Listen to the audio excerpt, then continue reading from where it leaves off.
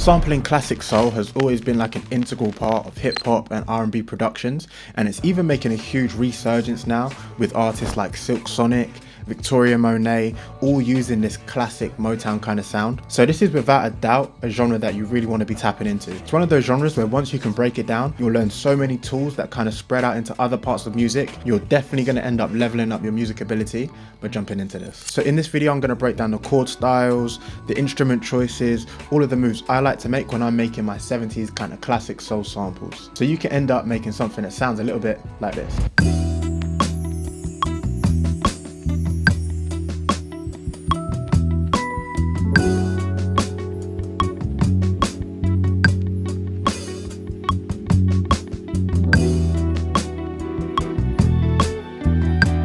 Get into it. Okay, so this is my sample. I made it a little bit earlier, and I guess the best place to start is where I started with the chord progression, which sounds a little bit like this.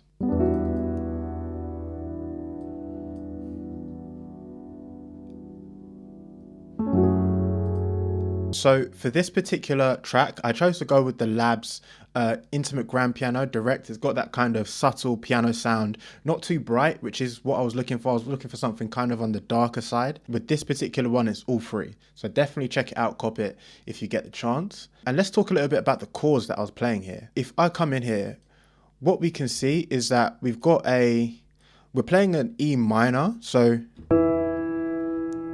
I've got my E minor, my E in the bass, playing an E minor 7, adding my 9, and I also added this octave E up here to just kind of fill out the chord a little more. So this is my 1,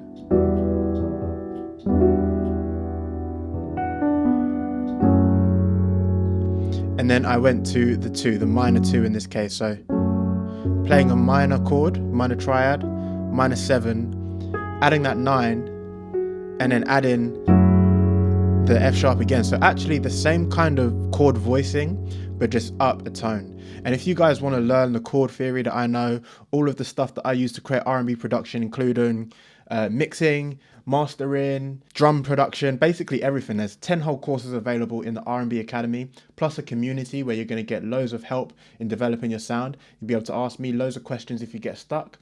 And ultimately, I think it's one of the best ways to level up your game in trying to make R&B. So check it out. That'll be the first link in the description. So I started off with this and decided to actually add a layer on top of like kind of an FM keys kind of synth sound, because I did want something a little bit brighter, but I wanted it to have a slightly different tone. So this is what that ended up sounding like.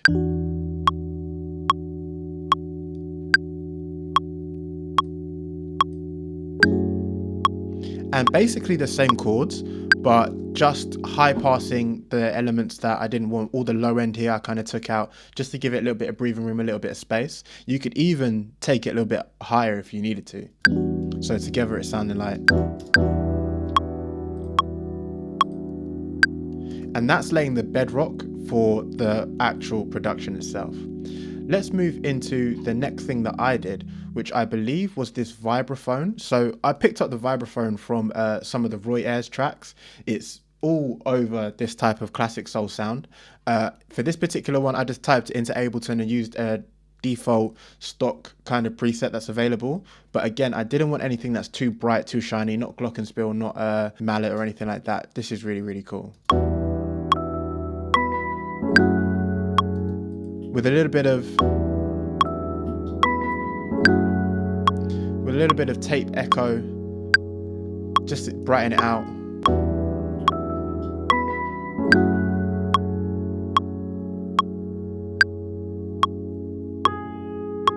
Then I moved to something that I felt like gave it some real flavor. And in this particular case, it's just a one-shot sample of a Chimes kind of sound. And when it comes in from the top, it really just kind of sets you into that atmosphere.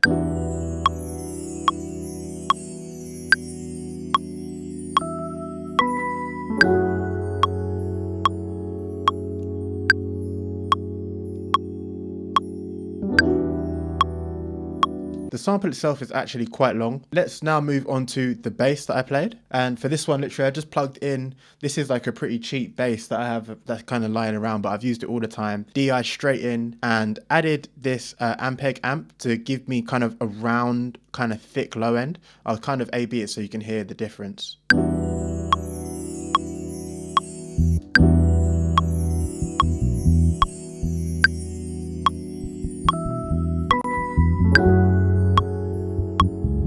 So it's giving it a little bit of volume, but it's also giving it a lot of low end, a lot of low mids.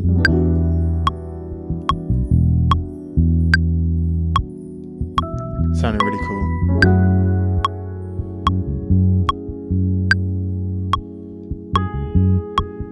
Then I moved on to the guitar, and I wanted to add just a few guitar flourishes. I didn't want to fill it up with loads of guitar chords in this particular time. I just wanted some space between them. So in this particular case, I chose to go with just kind of this inversion that I've been learning. And in these inversions, I'm just playing this kind of trill that kind of falls down like so.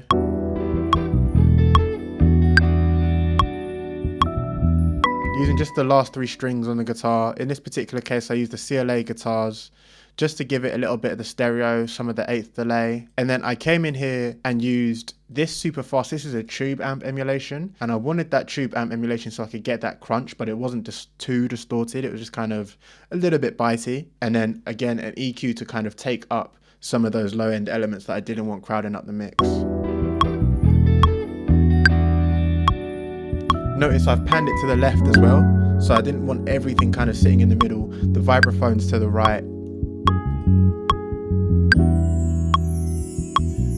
Add a little bit of extra kind of percussion and syncopation with this guitar line.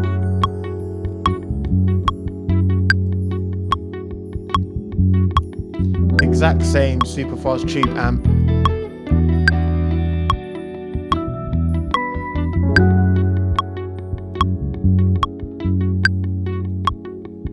And literally, we're almost done.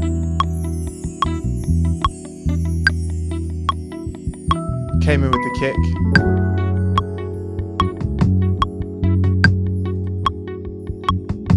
And notice with the kick, I do the same thing that I normally do, where if I want to have those kind of double kicks, I'll start with the low one with a lower velocity, and the second one's going to be a regular velocity. So it kind of has a little bit more dynamics to it.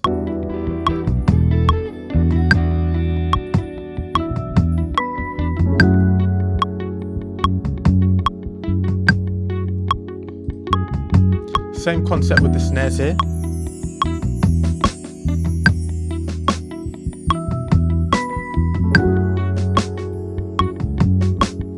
But we've got some more interesting shapes here. So for this particular one, I've got going low, high, and then even quieter.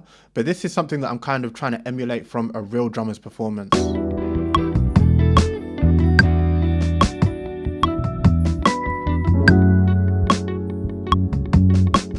So it's definitely mainly on the 2s and 4s. 1, 2, 3, 4. But the flourishes around it make it feel a little bit more real.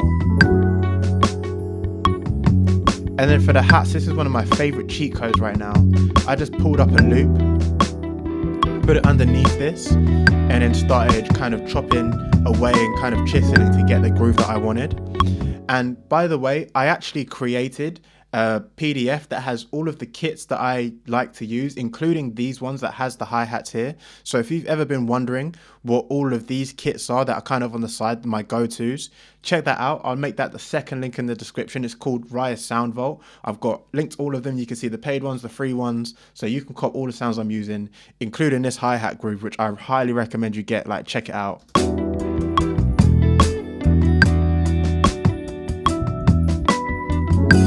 Instantly get that swing. It feels real.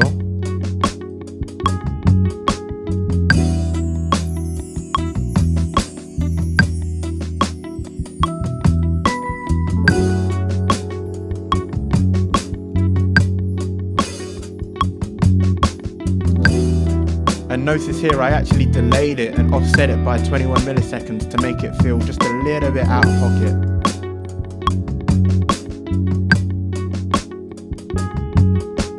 Okay, so we're pretty much almost there.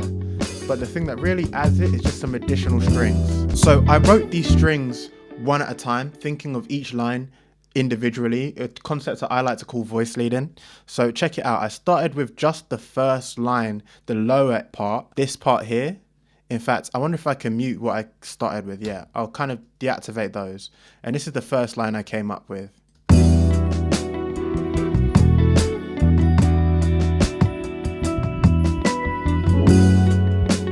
So kind of following the vibraphone. And it's worth noting that the way I'm coming up with these is by using the scale of the key that I'm in. So in this case, I'm using the E minor scale to kind of dictate what I want to play. And then I'm accompanying that with my audiation skills, my audiating. So I'm going to have a video on how to come up with melodies in the future. And I'm going to talk about these two concepts. But again, check out the R&B Academy if you can't wait and you just want to dig straight into how to come up with the melodies like this. So this is the second line I came up with.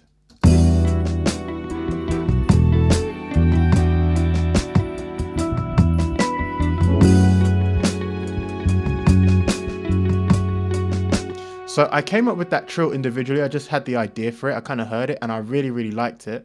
I was looking around and I actually found that you can do the same thing with Contact and allow Contact to do it for you. So for this one, I literally just set the Contact to trill whole. And in that case, you don't have to do this whatever with the keys.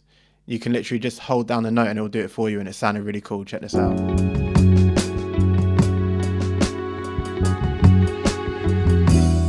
So it just adds just a little bit of tension, you know. So just a few extra things that I wanted to kind of add. A little bit of cassette noise from Sonic Textures. Again, check the second link if you want to find out where I got that pack from as well. I'll link to that. Some extra vinyl as well. All of that to kind of build the atmosphere, build the texture around the sample.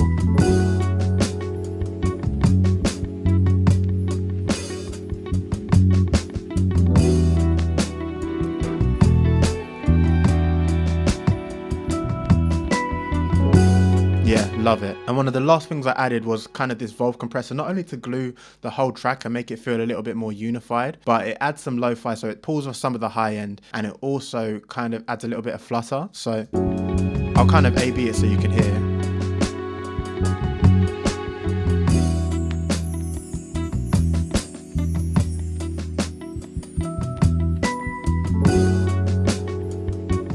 So just that difference is subtle, but it really puts it in the place of kind of those 60s or 70s, that kind of sound. So really, really cool. So yeah, guys, that's how I made this sample. Again, check out the R&B Academy if you want to learn absolutely everything about how to make incredible R&B. Inside, I'm teaching guys everything that they want to know to take their level from wherever they are to wherever they want to be. Let me know if you like these kind of videos where I'm kind of already making the sample and I could just give you the game instead of making something from scratch. And if you want to see me use this kind of style to make something from scratch, check out this Victoria Monet style beat I made right here.